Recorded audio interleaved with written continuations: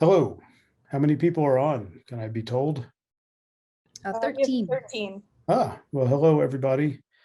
My name is Kyle House, and I am a graduate of the University of Arizona Geoscience Department. I've got a master's degree and a PhD from U of A in 91 and 96. Putting this talk together made me come to terms with how old I am, so that was interesting. So what I'm going to do is explain the track that I took to get a job as a professional geologic mapper and go through some of the ups and downs of that, maybe tie some threads together that show a fair amount of continuity in my plan, even though I have to admit I didn't realize it was there at the time, just kind of funny. But I am a professional geologic mapper up here in Flagstaff at the USGS field station, and I do a lot of geological mapping in the lower Colorado River corridor. I do some in the Verde Valley, and I do a lot in southeastern Oregon, and we'll see a bunch of photos of that and some map snippets. So I'm a professional geologic mapper, and I love my job. It's absolutely awesome. I sometimes describe it as driving someone else's truck into the middle of nowhere and hiking where no one ever hikes into spectacular landscapes, and then I make a pretty picture of it. And it's kind of like a murder mystery in a way. The map sort of evolves out of a forensic analysis of the results of a complex and long-term experiment by the Earth. You find the results, but the goal is to figure out the experiment and its components. And that's an approach to science that I learned from my mentor at U of A, Vic Baker. And it always sticks with me. It's like, what was the experiment? We know what happened, but we're very curious to find out what it involved and who are the major players and how did they interact. So it's kind of like determining the plot of a heist movie after all you've seen is the ending. It's another way to think about it. So I am going to try to, there we go. So I'll go through sort of the life story in a kind of a brief way, presumably, but I have a good background in geology and a good background in geography. So I ended up with the perfect job. But when I started off on that track, had absolutely no idea that's where I would end up. It's kind of funny in hindsight. So geology and geography basically equal my career. I'm going to go over some of the kind of the real specific list of things that I do and things that I think before I get into a little more elaborate descriptions of it, just in case I run out of time. So as I mentioned, I love being a professional geologic mapper. It is like being a professional explorer. It's an amazing job. And I work in really beautiful areas of the desert because I'm very interested in the desert. When you're making a geologic map, and I did hear that call for some scholarships for field camp, it's a great place to start learning what it's like to be a geologic mapper. It requires that you think about many geologic processes interacting over a broad range of spatial and temporal scales in the area that you are mapping. And that could be a big area, and there's a lot of stuff that goes on. So you really think geology all the time when you're out in the field working on a map and when you're back in the office. You've got a map. You've got to have an answer for basically everywhere you put your feet. My education leading up to the U of A and then the U of A education completely determined my career path and the theme of it.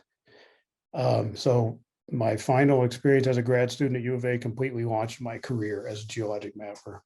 So I focus on what we like to call the science of scenery. That's a moniker from my colleague Jim O'Connor, who's also a U of A graduate. So my focus is on creating maps, cartoons, meaning like field sketches and diagrams, take a lot of photos and write a lot of text about geology. My primary interest is in the birth and evolution of fluvial landscapes. I really like to study rivers.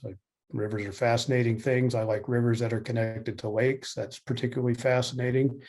And I focus on surficial geology from yesterday to the late Miocene in all the places that I work. So we call it surficial geology in that sense. It's not really framework geology. These are landscapes that are kind of in the same configuration they were 5 million years ago in the case of the Colorado, and then where I work in Oregon, typically the last 3 million years. So I focus on geologic records of landscape evolution driven by combinations and potentially complicated combinations of climate change, tectonics, landslides, catastrophic floods, and volcanism. My field experiences are rooted in diverse geologic settings, but all in the desert areas of Nevada, Arizona, Oregon, and California. I have a very long list of places I've mapped: the Verde River, the Bill Williams River, the Lower Colorado River, the Humboldt River, the Truckee River, the Walker River, Carson River, and the Owyhee River, to name, I think, all of them probably. I like rivers. So I was a kid, I grew up in Dallas, Texas, in a big city, but just till I was 12. I was really fascinated with the city and the road network. So I really had an interest in maps when I was young.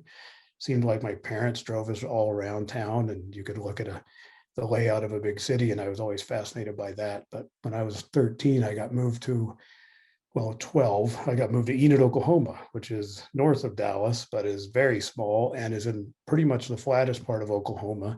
Things weren't particularly inspiring there. But I did spend a lot of time hanging out in my basement with my then girlfriend, who I'm married to still. This was a long time ago. And we'd look at the World Book Encyclopedia collection that we had in my house, in the basement, and look at a lot of pictures of cool places. And I started really getting interested in maps. So I started to have a real interest in maps. And I like to say that I lucked out tremendously when I found the town of Bellingham, Washington on a map. And I went to college there in the northwest corner of Washington State. And so I set myself up for a culture shock of sort of unprecedented proportions, honestly, to move from Oklahoma in 1983 to the Pacific Northwest. And also I drove there and back multiple times. So I became really interested in the topography of the American West, and I'd take a different route nearly every time. So I was just kind of feeding my brain with a bunch of physical geography at the time. Wasn't really a geologist, but I was getting very interested in geography. And in Bellingham, I ended up getting a degree in geography with a minor in cartography, and I was very indecisive, so I had a minor in sociology as well. But towards the end of my tenure there, I decided that the little bit of geology that I learned in my geography program was the most interesting thing I'd ever encountered. So I started a geology degree. So it took me a little while to get out of undergrad, about 6 years. But I ended up leaving Bellingham, Washington for Tucson, Arizona with pretty much the ammunition you need to be a geologic mapper. I had a degree in geography with a minor in cartography, and I had a degree in geology. And I was really interested in geomorphology. So moving to Tucson is another shock of a different order. From the Pacific Northwest to Tucson is definitely a large gradient, and completely transformed my life to be in the geology department in the 1980s and the late 80s and early 90s in Tucson. It was a pretty amazing place. I know it still is. It's a remarkably good school. I had an incredible set of mentors there with Bill Bull and Vic Baker were the primary people that taught my emphasis in geomorphology, and I learned a tremendous amount of field stuff from them, particularly from Bill, and I learned how to think in a different way from Vic Baker significantly, to think way out of the box and even propose outrageous ideas that seem like they make sense and test them. And that became kind of the theme of the U of A graduate in the out of Bill and Vic's domain in the 80s and 90s was to almost question everything in a way, or at least look into how interesting things might actually be. It's kind of how I feel about it. So Tucson, moved from Tucson to Reno, Nevada, as I did a postdoc at the Desert Research Institute. That's where I started getting into studying some of the rivers in the Great Basin. And I focused mainly on Holocene flood studies. That was my big topic. But that was a postdoc position. So after 2 years, I took a job with the State Geological Survey in Nevada, which is part of the University of Nevada. So I got a job in 1998, 2 years after I graduated, as a professional geologic mapper at a state geological survey that allowed me to have tenure at the university. So it's a pretty amazing situation for me. And then after wrapping up all I could do in Nevada, I ran out of rivers. I moved to Flagstaff and started working for the USGS, where I had a less constrained geographic domain to work. And now I focus mainly on the lower Colorado River between Hoover Dam, well, actually now between Lee's Ferry and the mouth of the river in the Gulf of California. And I still focus on the Owyhee River in Southeast Oregon. So I mentioned that I think of geologic mapping as a fusion of science and art, and that's almost self-explanatory in a way because it's a graphical portrayal of geologic relationships. But there's even deeper meaning in that. And I always mention this to people when I talk to them about my kids, but one time when my daughter, who's now a freshman at U of A in her dorm taking online classes right now, she really said this to me. She was drawing a picture. She's very artistically inclined. So is my son, so is my wife. And she said, "Dad, if I push hard enough on this crayon, I can see what I'm thinking." And that is the most amazing thing. It almost chokes me up every time I say it, because it was like cutting to the bone of what self-expression is like, and how important it is to write things, to understand them better, and also to understand what you know about them, but to actually draw things and create structures that convey what your intellectual process is a crucially important thing. And I find geologic maps are the epitome of that. It is a tremendously rich diagram or chart or whatever you want to call it. It's an incredible piece of art that tries to tell you about an incredible range. The range of a textbook of geology, I think, is how John McPhee characterized the geologic map. It's essentially a textbook of geology on a piece of paper. So I go with that information that my daughter gave to me when I was a man and she was a 4-year-old girl, and thought that's the most profound thing I might ever hear in my life. And I've applied that to every time I take notes in the field, every time I make a diagram, every time I make a map. It's an incredible insight, and I think it's very real. It's also an interesting sidelight is that I have this geologic mapping thing in my DNA. That's a photograph of my grandfather in the 1920s making a geologic map somewhere in Texas or Oklahoma.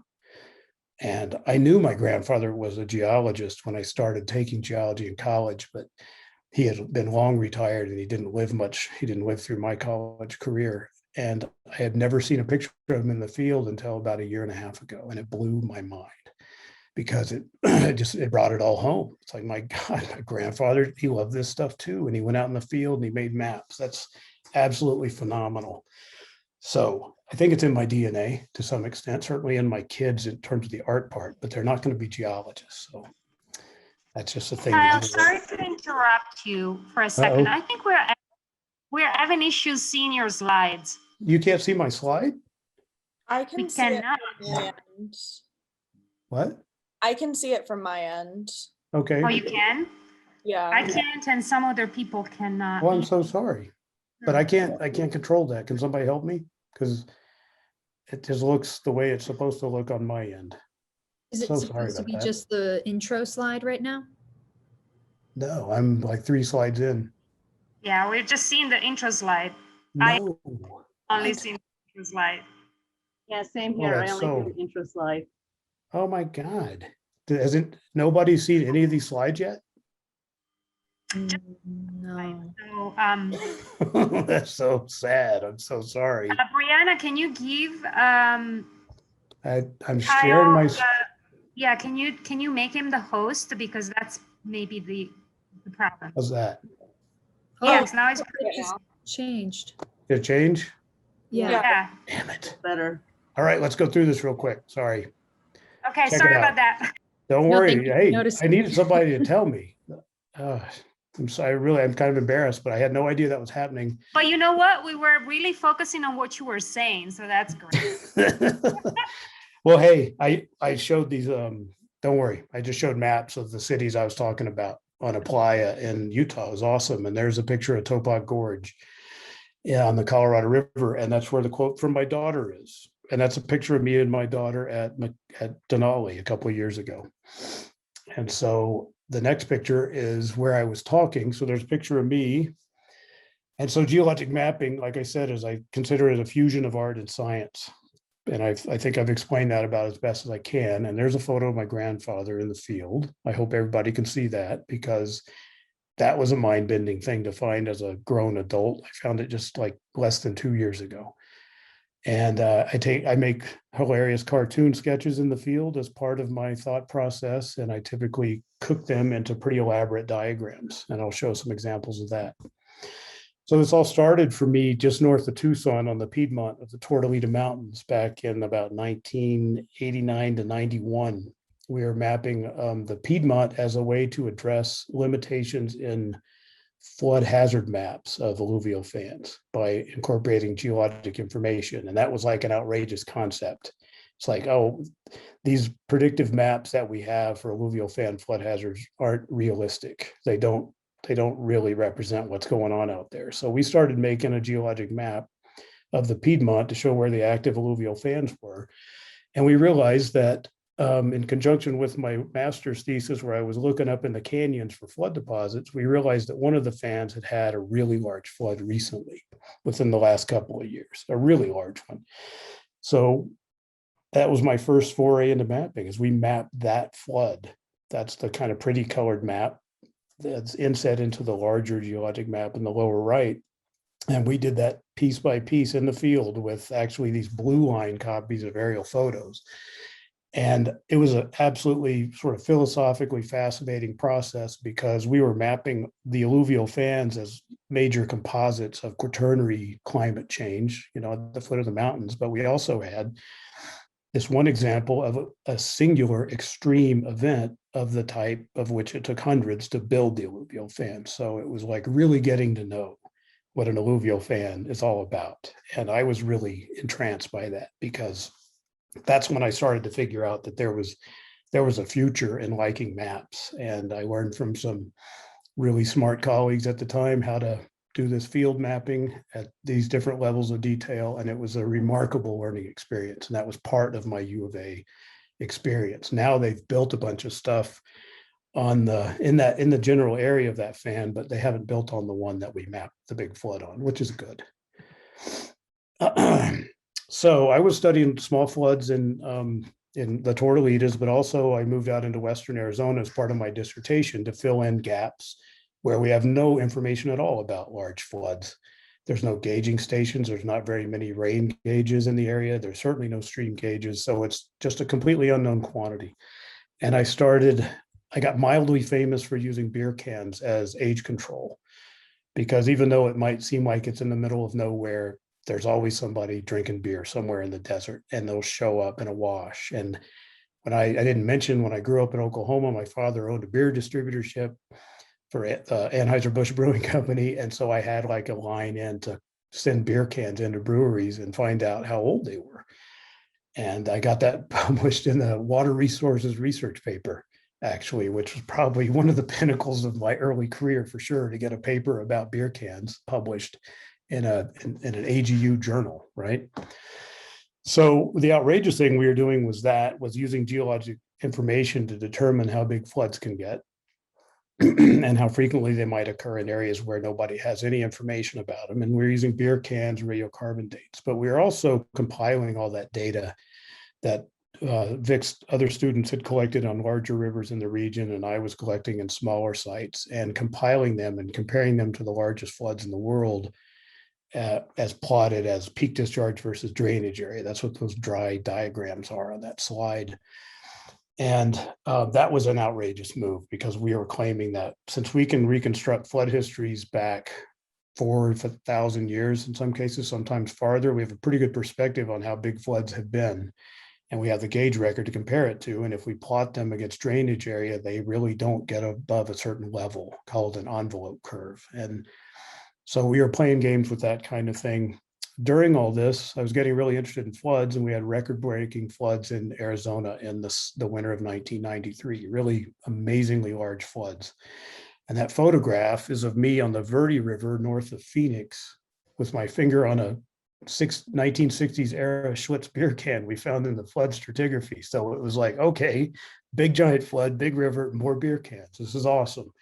So I ended up studying the Verde River in great detail as part of my dissertation as well, because we just had this perfect sort of calibrating event for all of our geologic studies. It was one of the biggest floods in the last several thousand years, and it left incredibly obvious record. So we could use it as an analog for the paleo flood deposits that were still like under those deposits, but didn't have the perfect high water marks.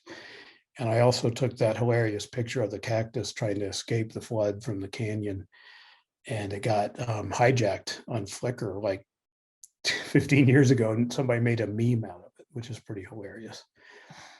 So, oh, well, I didn't expect this slide to show up right here, but these are just, I want to keep reinforcing this point that I'm into the geologic mapping thing because I like the fact that I can have a particularly creative, at least as far as I can take it, a creative outlet in the way I portray geology. And I like to make field sketches, and I'm really serious about coloring them in the field. And if you're doing field geology, please do this. Take very good notes, draw lots of pictures, color your pictures are so much more interesting to look at, and they'll be more memorable.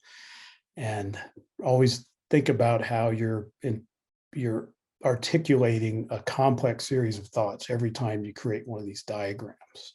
And it is a creative process.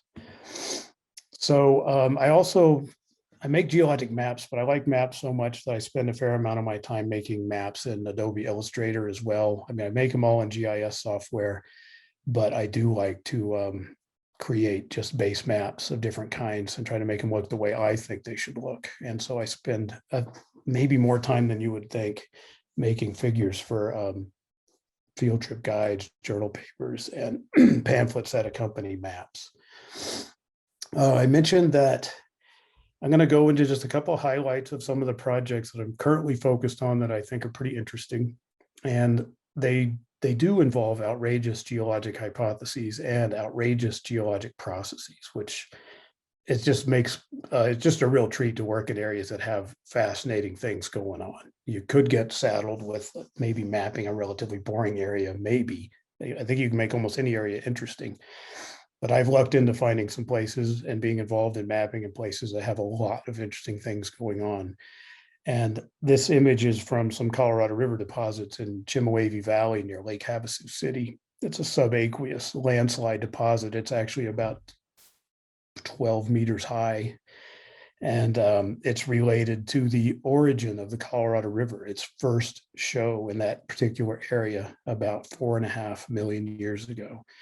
So that is the first outrageous hypothesis that I have proposed, is that, and it wasn't a new idea, it's something that someone had brought up in the early 20th century, but had been sort of disbanded, and people had decided the Colorado River formed in a specific way, and I decided that it hadn't.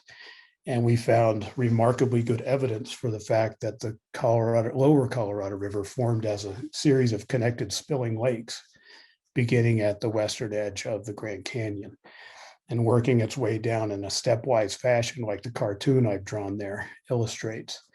And that was just a total, what do you call it? Very fortuitous epiphany in the field, where behind the Harris Casino in Laughlin, Nevada, I found a stratigraphic section that could really only be explained by the natural divide where Davis Dam currently sits, catastrophically failing into the valley and then being inundated with really deep water. And so we found the deposits that are diagnostic of that, and we've traced them all the way through the corridor, and they decrease in elevation in a stepwise fashion, like the diagram shows, and the divides are all gone, and then it's backfilled with a nearly 300 meter thick deposit of Colorado River gravel and sand that is basically the true arrival of the through-going Colorado River. The lakes were the decanted water from these basins that the river is filling the lakes up, but the sediment is trapped in every basin in a sequential way. You can't have like two deltas at once. And so when you get through the final divide and get into the Gulf of California, you've dropped base level significantly, and you facilitate or you increase the efficiency of the development of a huge canyon upstream, and that would be the Grand Canyon. So it's a pretty amazing story, and it's all in the hot desert around Bullhead City and Needles and Laughlin and Blythe and places like that get, unbelievably hot in the summer, but are great for hiking in the winter. And we found a lot of evidence for this, and I wrote a paper about this and won a GSA award for research excellence with two colleagues. One was Phil Perthree and one was Mike Perkins, who helped us date these things. So we placed this in a temporal context and we discovered how it happened. So pretty amazing thing. So that's been an ongoing process because this is a really large reach of the river. And it had some geologic mapping at pretty small scale. So they could span pretty big footprints and weren't remarkably detailed, but they were very useful in terms of getting the broad stratigraphy figured out. So since then, we've been in a geologic mapping campaign in the entire corridor. And the river is this unifying element for hundreds of miles that helps us correlate units and sort of fine tune this record that we found. And as an example of a geologic map that I started working on, I'm almost embarrassed to admit, back in about 2002, and just published it last year. And it is the area that contains all of this key information. And it's one of, there's a quad to the south that contains the critical information with the flood deposits. And we published that as an open file report a long time ago. But this one has the age control. So we can place the Colorado River is not coming out of the Grand Canyon through this reach until about 5.2 million years ago. So it's absolutely closed basins with alluvial fans and playas, just like you see in parts of Nevada today.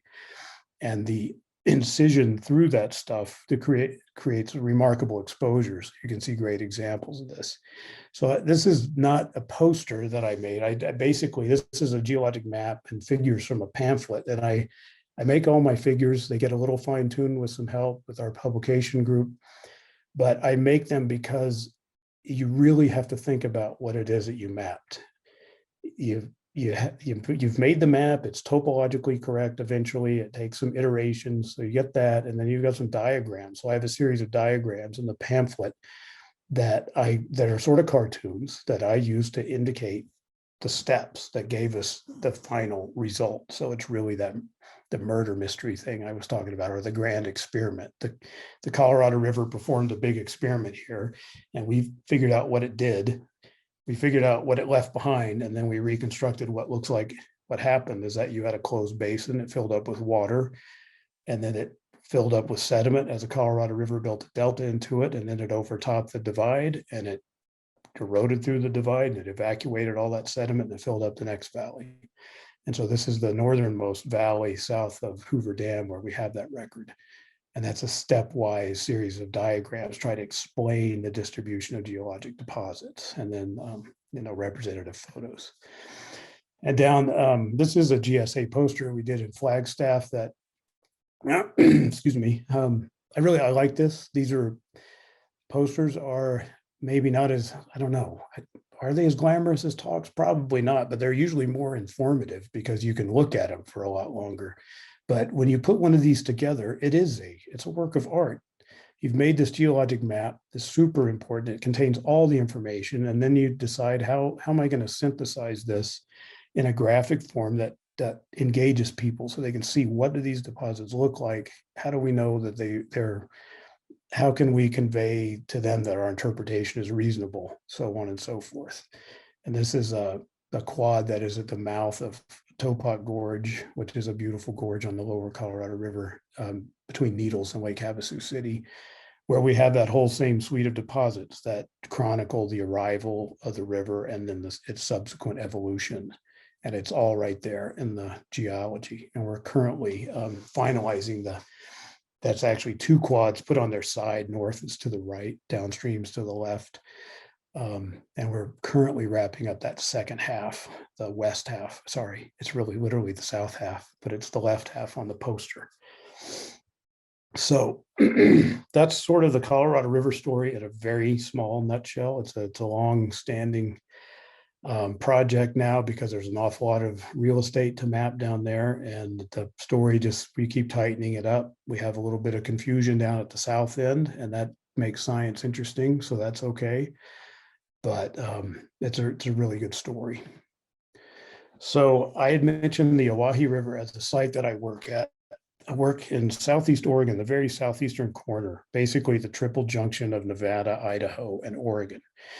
And this river is an absolutely fascinating river. There's really not an outrageous hypothesis here. There's an outrageous series of processes. This is a river that is constant, geologically speaking, is plagued by huge landslides and incursions of basalt lava that repave the channel for tens of kilometers at a time and ratchet the bed up about 70 to 120 meters at a time.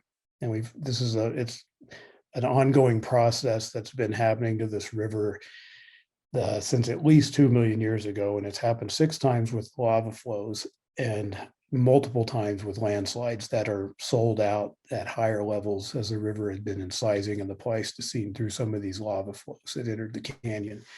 It's an absolutely fascinating story in itself. I won't get into the details, but I will show some awesome pictures of it. It's so complicated, honestly, that it is really hard to understand it without the geologic mapping component. There's so much going on in a place like this that with, excuse me, with the succession of intercanyon lava flows that pack the river with gigatons of solid basalt, and the river incises through, and then another lava flow comes down, and the lava flows interact with the slopes and induce large landsliding on the side of the valley where the lava had contacted the far side of the valley from where it came in, and then landslides from that side of the valley push it back under the lava and generate another landslide, so on and so forth. So this map that looks like a bunch of spilled paint or maybe some bubble gum is the broad region of the lower Owyhee River. It's near Steens Mountain, if you know about that, in southeast Oregon, just barely off the southwest corner of the map there.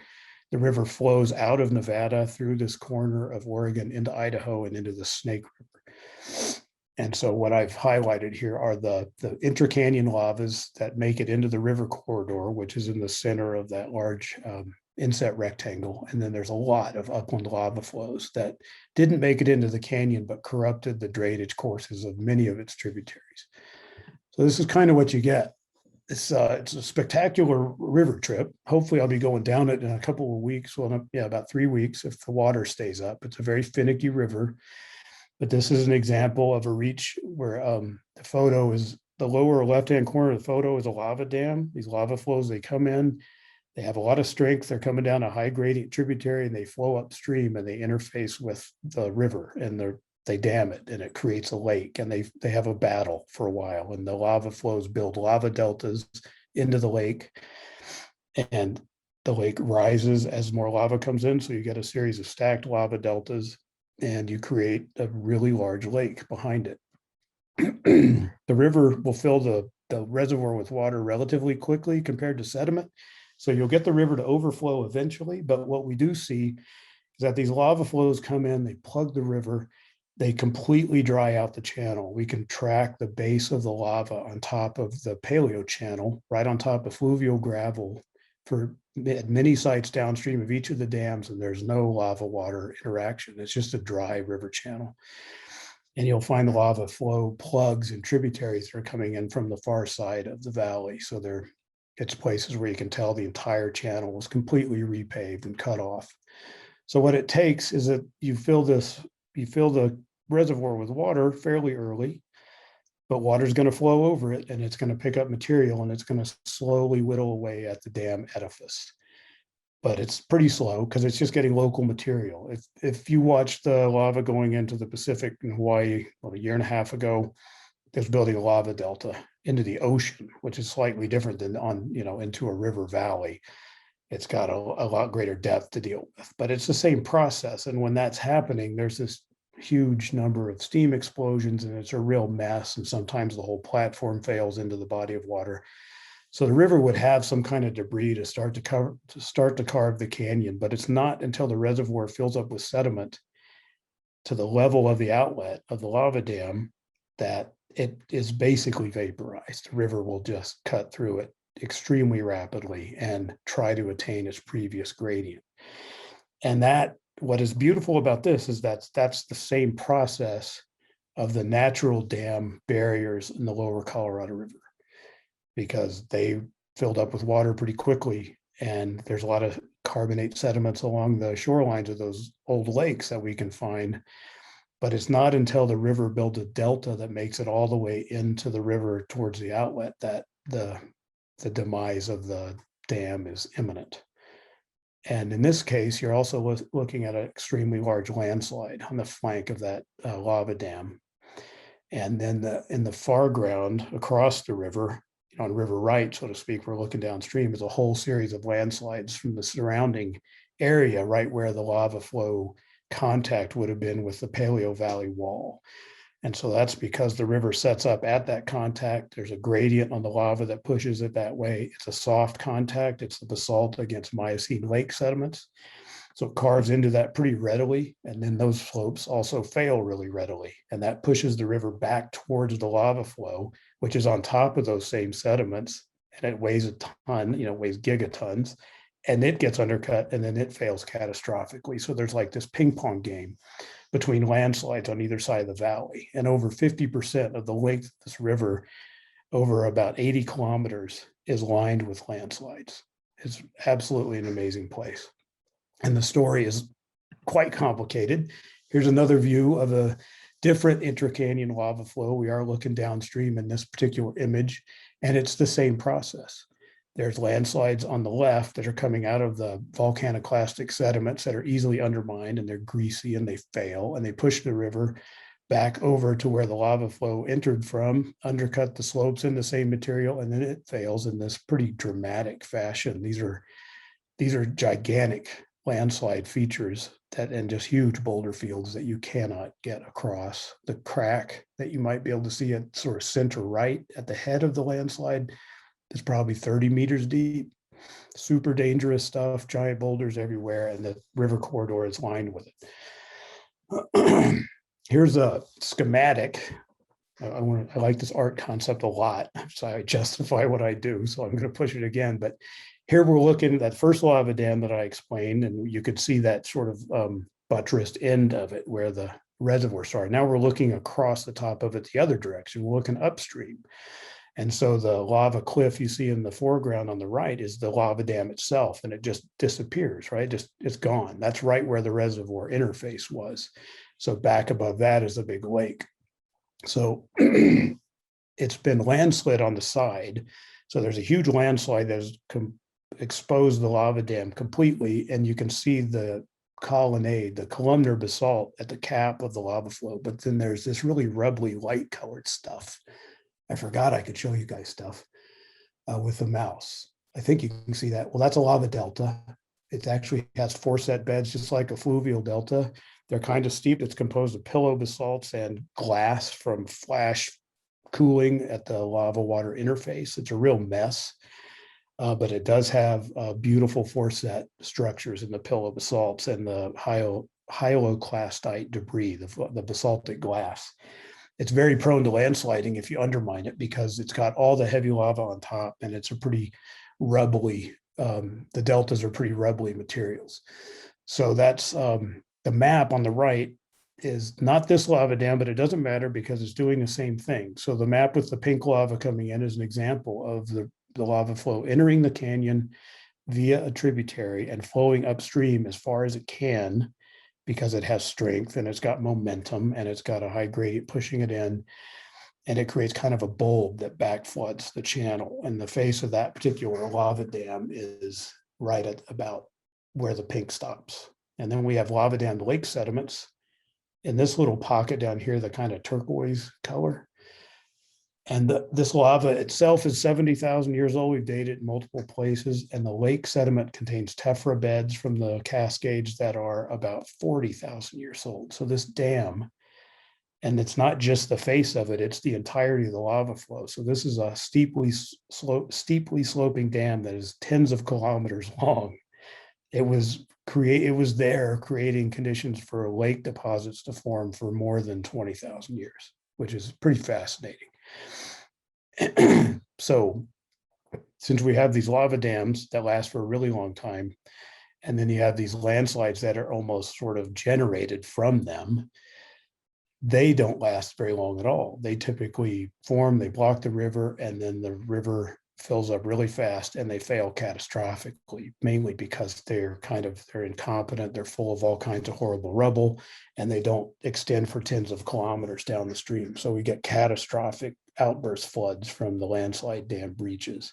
And those occur throughout the river corridor and are really hard to differentiate from each other. But there are places where you can find a landslide that's been breached and a perfect boulder bar immediately downstream that sort of tapers off the farther downstream you get. And these are boulder bars that move boulders that are 4 to 5 meters in diameter in some cases. These are really large floods.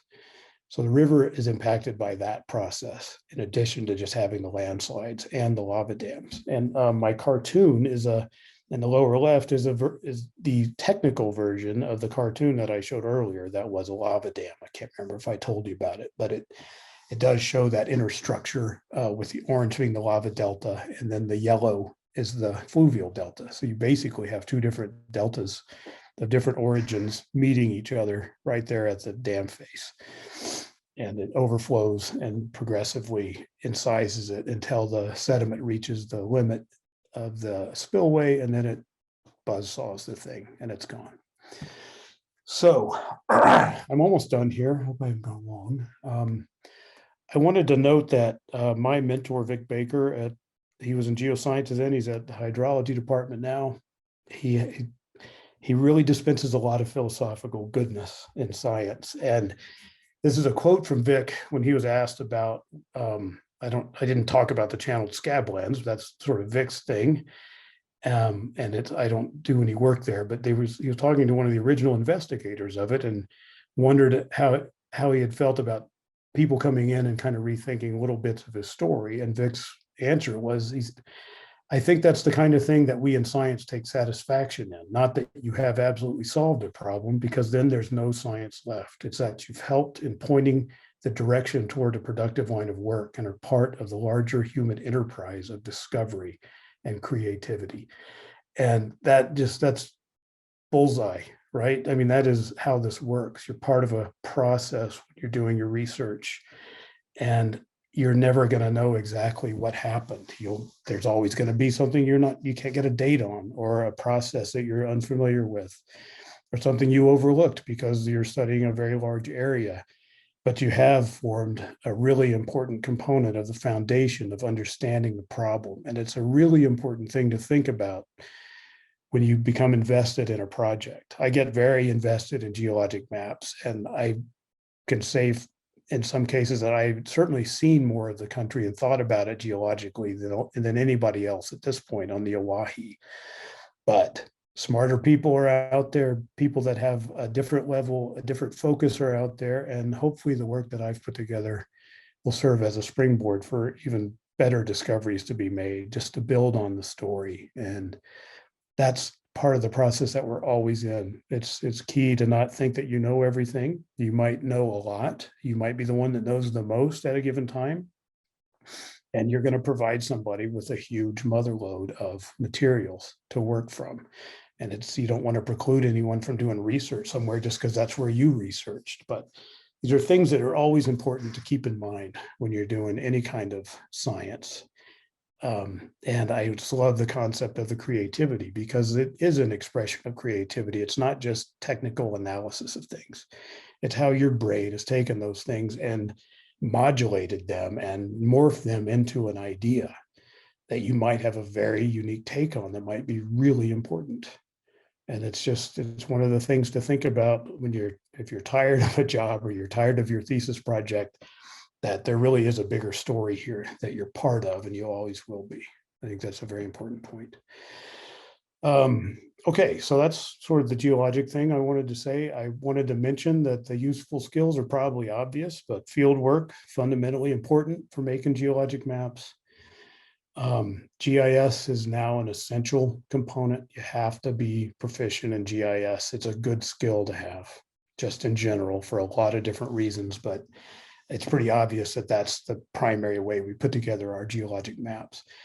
I'm not a programmer. I'm kind of a little bit too old and not interested enough in that, but I do like to know people that are and really understand how to program in Python, for example.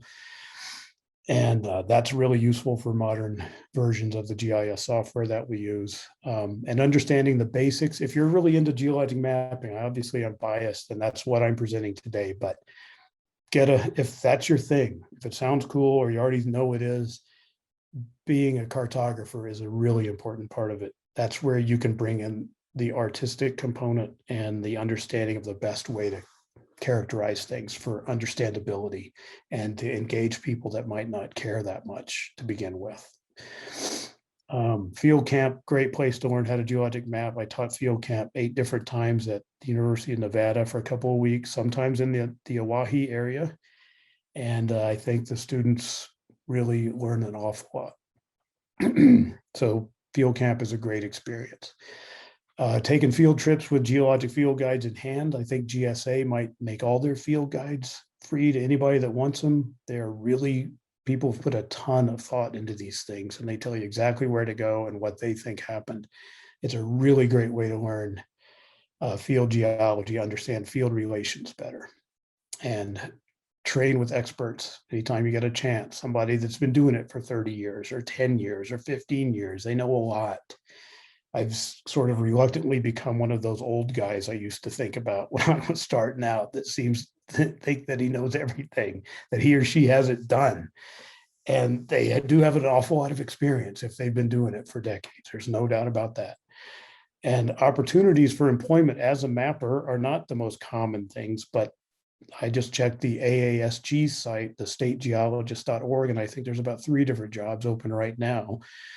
There's also an internship through the National Association of Geoscience Teachers that is aligned with the USGS, and it's focused on geologic field studies and mapping. And it's usually related to performance in a field camp and a recommendation from a field camp teacher.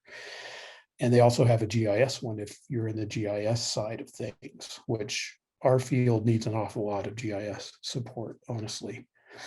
EdMap program is a part of the National Cooperative Geologic Mapping Program through the USGS that is specifically designed for geologic mapping for students. And it's a process. You could just search on the word for it if you're interested, but it is a way to get funded to do geologic mapping with a team of people that are making geologic maps.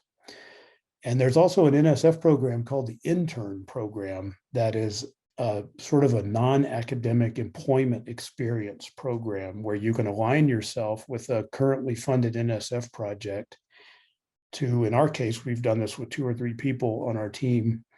We brought some students in that served as interns in our project and started to work on maps because NSF is offering this to anything that has a funded program ongoing.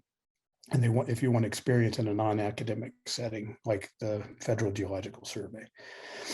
So other than that, I don't do any of this stuff necessarily alone. There are tons of people that I will acknowledge that help me out with these things. This case happens to be a big sampler of my field camp classes in the Owyhee area, my colleagues I work closely with. I don't want to leave everyone out. And then, of course, my family has had to put up with me for my wife in particular, for nearly 40 years, being obsessed with geology and geologic mapping, and I love them to death. And you can get me if you have any questions or want to talk about anything. I'm always around. Well, unless I'm in the field, and then I won't take a call. I haven't been in the field in a year, so I'm a little edgy about it. Hopefully I'm going out soon, but I'm easy to get a hold of, to find on the web. And I have all of these this long list that I will not read out loud, but these are the things that first came to mind when I was thinking about preparing this. I didn't really know how to prepare a talk like this, honestly, so I hope it landed okay. But I have done a lot of different things. I've had a couple of very different types of jobs, tenured faculty at a university. I quit that job to follow a river, which, that's just what I did, and to work for the federal government. So I have interesting array of work experiences for sure, and there are some lessons I've learned. But I think the primary one would be to just remember that you're a creative person, and push really hard on the crayon. And that's it.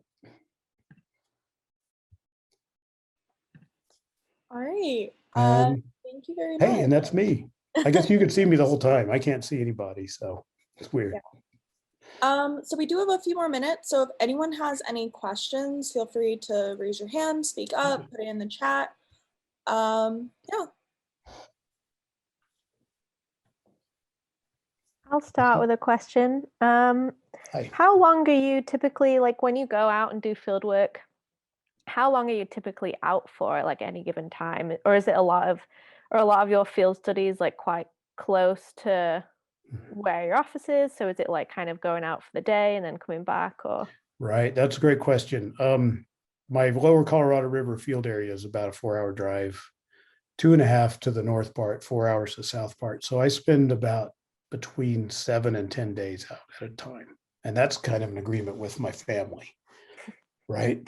And if I do a little work in Verde Valley, it's a real, I'm working on maps down there. I started those maps in the 90s when I was a grad student at U of A. So I could drive down to that area and back in a day. And that's a totally unique experience for me, because I'm usually going out of town for at least a week, ideally 10 days. There really is a critical number of days and hours. Getting into it, living in it is really a big difference than commuting to it, honestly. If I was single or had different setup, I would probably go live in Lake Havasu City, rent someplace and be really close to the field area, but then I wouldn't camp as much. So that is a good part of it. There's a lot of camping. I do like that a lot. Yeah, so I guess my other question would be like, has it been like how's it been to manage like the family side of things with having a job that requires you to travel around and visit places for longer times? Well, my wife's in the other room. We could ask her. We get to a point where like this has been a very strange time for all of us, right? Really, I mean, I'm in my home office and I think everybody wants me to go out in the field now because it's just not enough. I have a unique experience because I've been with my wife since I was 16 years old and now I'm 55. So we have a pattern that's pretty reliable that I'll be gone a certain number of weeks in a year. And so we have a really good setup. And I don't do international work, so I'm never really that far away. But when I started in grad school, you couldn't even really call home from where I was working. We didn't have cell phones. I think we even experimented with maybe using a pager. I mean, that's how old I am, right? So it was just so different. And now I'm in constant contact because I take a satellite device with me in the field and it tends to work in most places. And it's not a full-time field job. It's like, I'd like to say half-time, but I think it's more like a third of the time. And it's distributed seasonally. Like right now it's peak field season in my hot field area. So I'm watching the weather get worse and worse. It's like, my God, we might get a chance to go out in the field and it's going to be 124 or something. But I think my family's been really patient with me about it. And I've definitely spent a lot of time with my kids. Tried to get them to be geologists, excited. Yeah. One's going to be a doctor, I hope, and one's going to be an artist, I bet. Thanks for those questions. Anybody got any more? I saw one pop up on a chat, I think. Yeah, Yep. there's a question from Julia in the chat. Do state surveys and/or the USGS hire master's degrees with no PhD? Yes. Do surveys hire entry-level college graduates with no job experience? That's a great question. The state geological surveys are the best employment opportunity in geologic mapping.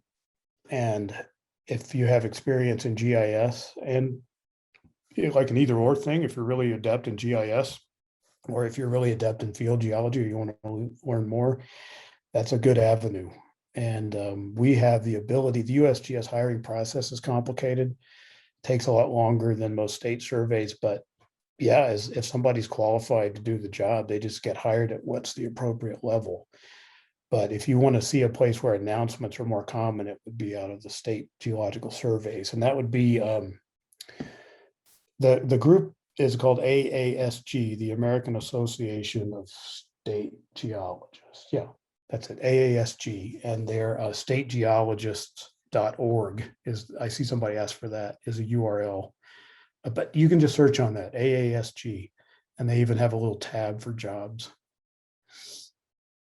It is possible to do volunteer work for our agency. That's a little easier, but I know that, you know, you got to be pretty motivated, and that's even hard to work out.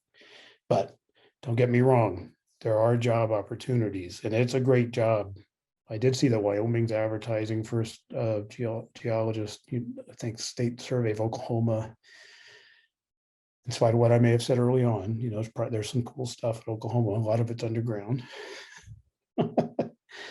I see. Oh, somebody found it and posted already. That's good. I'm really sorry about the slides not showing up. We ended up seeing them all, so I hope that was okay. The story on the Owyhee River, we have a paper about that. It came out in GSA Bulletin in 2011. I've done a lot more mapping since then, but it's kind of a good synthesis. So right now, we're working on a river corridor geologic map, kind of like a roadside geology thing, but along the river. And that'll be a product that will probably be, I think people really like it because it's a popular river trip. It's not super high hazard, and the geology is just crazy. It's just nuts. Go down that river if you have a chance. Anything else? Anybody? Well, I see Marie's there. Oh, and Vic's there. Kyle, thank you. I just want to say thank you while I have the chance. This was an awesome talk. I really Oh, well, I appreciate that.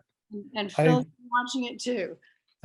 See, well, Phil got a shout out a couple of times.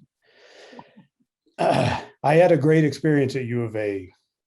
I miss a lot of it. It was really a great learning experience. I was exposed to so much stuff. It was almost shocking. So I'm glad to convey that particular message. A lot of good stuff. Have you ever been like out in the field looking at a rock and you actually have absolutely no idea what it is? Oh yeah, rocks all the time because I really study sediments. I can come up with a pretty good, you know, general call, but I probably didn't emphasize that enough. I really focus on fluvial deposits. The rocks that I have been mapping are those lava flows. So when I'm working in the Lower Colorado corridor in Topak Gorge or an area like that, we have some bedrock geologists on staff that are brilliant. And I hope I teach them as much as they teach me. So I am not the rock ID guy. I'm the river gravel guy and the alluvial fan guy for sure. But so I see rocks I don't understand all the time. Somebody else something else. That's a tough one to end on. It makes me feel better because, like, you know, I see even like sediments and stuff. I'm like, what is that? I don't know. I just can't believe what some people can find in rocks. Honestly, this is pretty amazing. There's a great story in the Lower Colorado River. It's just had a big thrust belt and then it got ripped apart. A big extensional situation, metamorphic core complexes, the whole bit. And I have some colleagues that can look at those rocks and tell quite a story. So that's the beauty of collaborating with people that really are specialists. Then you can really get a solid product and education.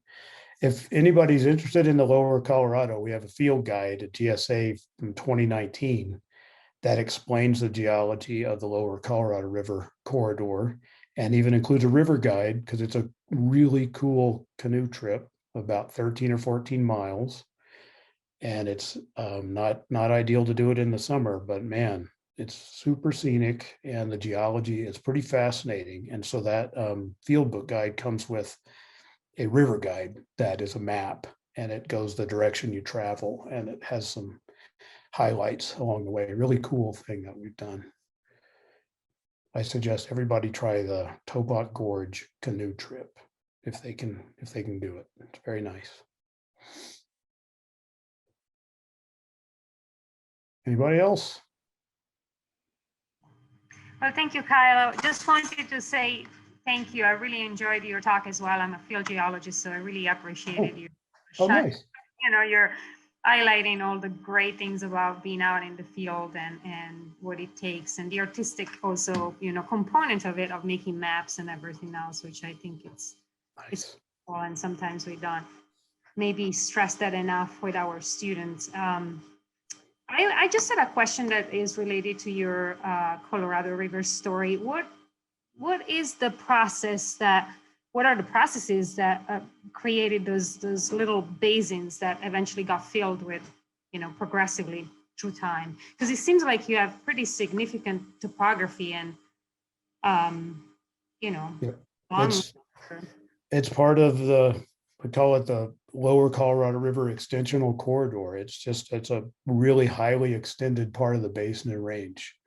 And so it's kind of like looking at what the eastern boundary of Nevada looks like, right? It's just a series of basins and ranges separated by those natural divides, each of which, well, a few of them don't have a dam, but most of the dams are built in what were those natural divides. So when we look at the geology below the river deposits, it's sort of business as usual basin fill and alluvial fan deposits. And the big mystery is what exactly was the tipping point to get the Colorado River to go in there. I mean, it was the easiest way. It's the downhill route because the extensional corridor is really a big drop in elevation. It's really stretched, and it's very low lying compared to adjacent valleys. So it was the low spot. But the question I often get is, well, why did the Colorado River end up going there? And it's like, well, there was a plumbing rearrangement of some kind or some threshold of a lake up on the upslope side of the Grand Canyon. Maybe it's just, we don't really know what got the whole process started. Just 5.2, between 6 and 5 million years ago, it all changed. And the river leaves a dramatic stratigraphic footprint. So it's really easy to know when the river was and wasn't there. It's all very well exposed. So it's really great field trips down there. Thanks. Yeah, thanks for the question. Anybody else? I don't know if it's my role to say that, but I can't see myself. It's weird. Thank you so much, Kyle. We really appreciate your coming and speaking to all of the students. There was a good number of graduate students and some undergraduate students as well. So That's great. very appreciative. And Oh, you I may had not fun. realize it, but your talk tied in very well with some of the talks that we had in the fall. So it was Oh. fun.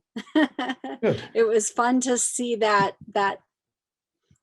come full circle in a sense. Well, I appreciate the invite. I do love geology, so I'm happy to talk about it, what I know about it at least.